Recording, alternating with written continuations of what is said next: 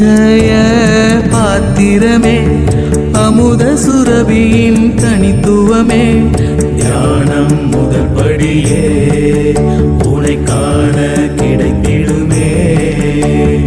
அக்ஷய பாத்திரமே அமுத சுரபியின் தனித்துவமே தியானம் முதல் படியே உனை காண கிடைத்திடுமே. நீர்த்துளியில் தெரிபவரே திருநீராய் மணப்பவரே தென்பொதிகை தமிழ் போல தெய்வீகம் உன் பெயரே.